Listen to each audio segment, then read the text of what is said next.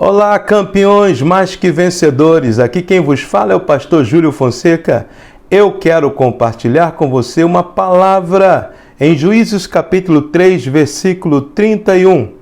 Depois dele foi Sangar, filho de Anate, que feriu a 600 homens dos filisteus com uma aguilhada de bois. E também ele libertou a Israel. Vamos aprender com Sangar 3 segredos de sucesso. 3 segredos de sucesso. Bem, queridos, Sangar, ele era um homem simples, um homem do campo, um homem que lidava com gado, que lidava com as plantações. Sangar vivia numa época decadente na história do povo de Israel. Ele vivia num momento muito difícil. Havia uma decadência nacional sem limite. Não havia liderança, não havia direção. O povo sofria os resultados das suas consequências. Sim, o povo sofria os resultados de suas próprias consequências. E Sangar, um homem simples, ele aparece justamente no cenário após 2 grandes juízes muito conhecidos, Otiniel e Eude. Sangar, com toda a sua simplicidade, ele aparece no cenário após 2 juízes muito conhecidos, Otiniel e Eude. Eu quero também compartilhar com você, pedir a você que leia 1 Samuel capítulo 13, versículo 19 ao 23, diz assim: Em toda a terra de Israel nenhum ferreiro se achava, porque os filisteus tinham dito, para que os hebreus não façam espada nem lança. Por isso todo Israel tinha que descer aos filisteus para amolar cada um a sua relha, a sua enxada, o seu machado e a sua foice. Tinham, porém, limas para suas foices e para suas enxadas, para as forquilhas de 3 dentes e para os machados, para consertar as agulhadas. E sucedeu que no dia da peleja não se achou nem espada, nem lança na mão de todo o povo que estava com Saul e com Jonatas. Porém, acharam-se com Saul e com Jonatas, seu filho. E saiu a guarnição dos filisteus ao desfiladeiro de Micmais. Observe esse texto. Os filisteus estavam oprimindo o povo de Deus e nessa opressão eles não permitiram que o povo de Israel tivessem armas e com isso não permitiu que em Israel houvessem ferreiros. Então, para que o povo de Israel, que era um povo que lidava muito com a parte agrícola, que lidava com o gado, com a plantação, para que eles amolassem as suas ferramentas de trabalho, eles teriam que ir até os filisteus, um ferreiro na Filistia, para que pudesse amolar suas ferramentas. E o texto é bem claro que não havia armas em Israel, porque não havia ferreiros. Eu quero compartilhar com você alguns segredos aí de Sangar para ter sucesso nos seus empreendimentos, sucesso na sua vida. Vamos aprender com ele. Sangar, ele viveu 3.000 anos atrás. Ele era um simples homem do campo, como eu disse, ele lidava com gado, lidava com a plantação e viveu numa época decadente da história de Israel. E a ferramenta que Sangar tinha era um aguilhão ou uma aguilhada, que era uma peça de madeira muito longa que tinha na sua ponta uma peça de aço pontiaguda que ele utilizava justamente para tanger os bois, para puxar o arado, para cuidar da parte agrícola na sua época. Muito bem. E Sangar, ele utiliza essa ferramenta e ele luta contra 600 filisteus que invadiram as suas terras. Então, querido, nós precisamos entender que com Deus todas as coisas são possíveis. Lucas capítulo 1, versículo 37 vai dizer, porque para o Senhor todas as coisas são possíveis ou não há impossíveis para o Senhor. O primeiro segredo de Sangar para ter sucesso no seu empreendimento, na sua batalha, foi que Sangar começou aonde ele estava. Sangar começou aonde ele estava. E ele não estava em uma posição poderosa, Sangar não estava numa posição privilegiada, ele não fazia parte de uma grande universidade, ele não tinha prestígio, não tinha influência, ele não tinha grandes portas abertas para ele era um simples homem do campo. Ele não era um trabalhador do colarinho branco ou do colarinho azul, ele não era alguém famoso, alguém rico, ele não era alguém que tinha influência ou um pistolão, alguém que estava por trás dele. Mas Sangar começou aonde ele estava. Querido, se você esperar demais para decidir o que você tem que fazer na sua vida, você lá na frente vai se sentir um fracasso. Se você esperar demais para decidir o que você tem que fazer na sua vida, lá na frente você vai se sentir um fracassado. O profeta Zacarias, no capítulo 4, ele vai dizer: não desprezeis os dias dos pequenos começos. Isso mesmo, não desprezeis os dias dos pequenos começos. Tem muitas pessoas que dizem: quando eu tiver uma grande oportunidade, quando uma grande porta se abrir para a minha vida, quando alguém me enxergar e me der a oportunidade, aí sim, aí eu vou começar, essa é a chave do sucesso. Não, querido. A primeira chave do sucesso que aprendemos com Sangar é começar aonde você está. Não é quando as coisas melhoram, não. É começar aonde você está. Noé não esperou para construir o seu barco. Não. Noé não esperou para construir o seu barco. Noé construiu o barco e entrou nele. Deus deu a Noé a imagem de um barco. Deus deu a instrução para Noé. Estava dentro dele o sonho de Noé. Construir a arca, construir o grande barco. E agora, depois de construído, Noé entra no barco. Aleluia! Entenda isso. Não fique esperando, porque amanhã você vai acabar se sentindo um fracassado por esperar demais. Comece aonde você está. O que você precisa entender hoje simplesmente é que um homem que é grande demais ou uma mulher que é grande demais para fazer pequenas coisas, na realidade, esse homem e essa mulher, eles são pequenos demais para fazer grandes coisas. Vou repetir. O homem ou a mulher que se sente grande demais para fazer pequenas coisas, na realidade, eles são pequenos demais para realizar grandes coisas. Então, não despreze o dia dos seus pequenos começos. Então comece aonde você está. Eu gostaria de ter isso, gostaria de ter aquilo, eu gostaria de conhecer pessoa fulano de tal. Quando eu conhecer fulano de tal, ele vai me abrir uma oportunidade. Querido, mas se você se sentar e desejar e perder toda a sua vida se sentando, desejando, sonhando e não começar onde você está, quero te dizer uma coisa: você nunca terá uma grande chance. Nunca. Você lá na frente vai se sentir um fracassado. Conta-se a história de um dos ex-presidentes dos Estados Unidos, chamado John Kennedy, que ele foi visitar a NASA e na entrada ele viu um faxineiro com a sua vassoura, cumprimentou o faxineiro e perguntou para ele: o que você faz aqui na NASA? E o faxineiro respondeu, sem vacilar: senhor presidente, eu ajudo a levar o homem à lua. Pense sobre isso. Ele respondeu: eu ajudo a levar o homem à lua. Entenda, querido, comece aonde você está. Segundo segredo de Sangar.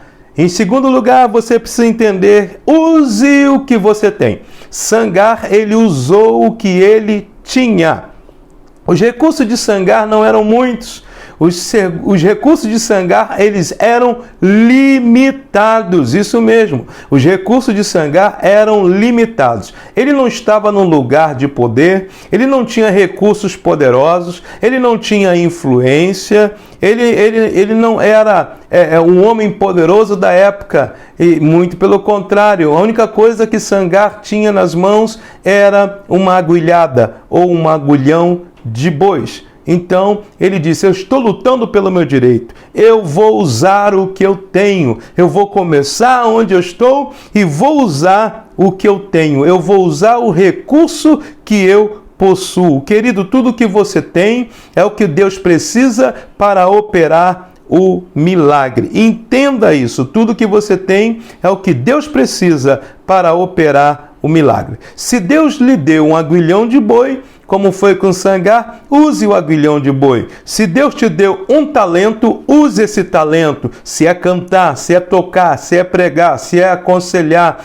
use o talento que Deus te deu, que Deus colocou nas suas mãos. Certa feita, Deus pergunta a Moisés diante do Mar Vermelho: o que é que você tem nas mãos? Ele disse: tem uma vara, levanta essa vara, Moisés. E Moisés levanta a vara e o Mar Vermelho se abre. Certo momento também, Deus pergunta a Moisés: o que você tem na mão? Ele disse: uma vara. E ele lança aquela vara, Deus manda: joga a vara no chão. E aquela vara se tornou em uma serpente. Algo sobrenatural aconteceu e essa serpente engoliu as serpentes dos mágicos do Egito. Entenda isso, em nome de Jesus. Use o que você tem. Sangar usou o que ele tinha, e o que ele tinha era um aguilhão de bois. O milagre não está naquilo que você não tem. Isso mesmo, o milagre não está naquilo que você não tem. O milagre está justamente naquilo que você possui. Então, use o que você tem. Use o que você tem. Então, querido, Deus tem te dado sonhos. Use o que você tem, use os recursos que você possui, comece a observar o que você tem, use o que você tem, comece onde você está e vá em direção ao seu sonho. Deus nos deu a manga, agora fazer o suco compete a nós. Deus não vai fazer o suco em nosso lugar. Então comece com o que você possui, comece com o que você tem. Aleluia! Você tem algo chamado entusiasmo? Sangar, ele estava entusiasmado e foi lutar justamente pelo seu direito, lutar pela sua terra, lutar pelo seu gado, lutar pela sua plantação, lutar pelo seu povo. Então, use o que você tem, é entusiasmo, é paixão. Use o que você tem. Sangar era tão apaixonado por aquilo que ele fazia, que ele usou o que ele tinha, um aguilhão de bois, e com aquele aguilhão de bois, ele derrota 600 filisteus. Isto mesmo, 600 filisteus. Então, use o que você tem. Bartimeu estava no caminho de Jericó, à beira do caminho, e ele usou o que ele tinha. E o que ele tinha? A sua voz. E ele clamou: Filho de Davi, tem misericórdia de mim. Filho de Davi, tem misericórdia de mim. Filho de Davi, tem misericórdia de mim. E o mestre mandou chamá-lo, perguntou: o que é que você deseja? E ele disse: eu quero tornar a ver. Jesus disse: vê, a tua fé te salvou. Mas tudo começou porque o Bartimeu, ele usou o que ele tinha, ele usou a voz dele. E eu pergunto a você: o que é que você tem? Use o que você tem. Use o que você tem. Aquela mulher, viúva, cujo credor vinha buscar os seus 2 filhos para serem escravos. Ela vai até o profeta e relata a situação para o profeta, e o profeta pergunta: o que você tem em casa? E ela diz: tua serva não tem nada. Querido, se você ficar olhando, concentrado naquilo que você não tem, e tirar os olhos daquilo que você possui, você vai perder o seu milagre. Mas ela foi e disse: se não, uma pequena botija de azeite. Simplesmente, Deus, ele utiliza aquela pequena botija de azeite para encher vários vasilhames, que aí ela paga a sua dívida com o azeite que ela encheu os vasilhames, e ela viveu, ela e seu filho viveram do restante. E que restante? Então eu pergunto, onde está a sua paixão? O que é que tem entusiasmado você? Então, meu querido, se você se levanta e lidera, saiba que você é supervisor, e se levanta, sabe, em nome de Jesus. Para de ficar lamentando. Se levante e pare de ficar lamentando. Ei, vamos tentar? Não. Vamos partir para cima. Vamos, porque Deus está conosco. Deus está conosco. Em nome de Jesus. E há algo que você precisa entender. Uma pessoa apaixonada, ela encontra a solução, porque ela está com uma paixão dentro dela. Ela encontra a solução, ela encontra energia, ela se energiza. Por quê? Porque ela sabe o que ela tem que fazer, ela sabe o que ela possui, ela olha para os recursos que ela tem e ela usa os seus recursos justamente aonde ela está. Então aprendamos isso, é muito importante usar aquilo que temos. Finalmente, terceiro segredo de Sangar para o sucesso: faça o que você puder, ou faça o que você pode fazer. Sangar, ele fez aquilo que ele podia. Sangar, ele fez aquilo que ele pôde. Deus não está querendo que você faça aquilo que você não pode fazer. Ele quer justamente que você faça aquilo que você pode fazer. Então pergunte a si mesmo, o que eu posso fazer? Primeiro, você pode orar.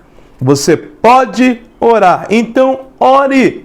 Ore. Jesus disse o seguinte: tudo que você pedir ao Pai em meu nome, eu o farei. Querido, você já orou por essa situação? Você já orou pela sua vida? Você já orou pela sua família? Você está diante de um grande empreendimento e encontrando obstáculos, uma opressão? Então, em nome de Jesus, use o que você tem. Use o que você tem no lugar aonde você está e faça o que você pode fazer. E uma das coisas principais que eu e você podemos fazer é orar. Tem gente que pensa que orar é não fazer nada. Orar é algo cansativo, é uma batalha espiritual. Então, ore e na sua oração mantenha o foco. Mantenha o foco naquilo que você faz. Mantenha o foco, porque isso vai te dar energia. Porque algo que você foi chamado para fazer, o inimigo vai fazer de tudo para te distrair. Tudo que o diabo precisa fazer é destruir uma visão. E como é que o diabo destrói uma visão? É dando uma outra visão, porque aí agora ficam duas visões, divisão. Então fique focado. O apóstolo Paulo, ele disse: eu não faço várias coisas, uma coisa faço, esquecendo-me das coisas que atrás ficam e avançando para aquelas que estão diante de mim, esquecendo-me das coisas que atrás ficam e avançando para aquelas que estão diante de mim. Querido, não seja igual a esposa de Ló, que estava olhando para Sodoma e Gomorra, estava com duas visões. Uma hora olhava para Sodoma e Gomorra, outra hora olhava para frente, e ela acabou sendo transformada numa estátua de sal. Divisão vai te parar. Divisão é uma artimanha do diabo para nos distrair. Então, quando você começar a fazer o que você pode fazer, mantenha o foco em oração, mantenha o foco naquilo que você está fazendo. Seja uma pessoa dedicada, entusiasmada por aquilo que você faz. Então, em nome de Jesus, esses 3 segredos de sucesso. Eu não sei como que está a sua vida, a opressão que tem vindo sobre a tua casa, sobre a tua família. Eu quero dizer para você nesse momento: comece aonde você está. Não fique esperando por muito tempo. Use o que você tem. Faça o que você pode fazer. ore, mantenha o foco, são coisas que você pode fazer. Deus abençoe sua vida, Deus abençoe a sua casa, Deus abençoe sua família, em nome de Jesus, graça e paz.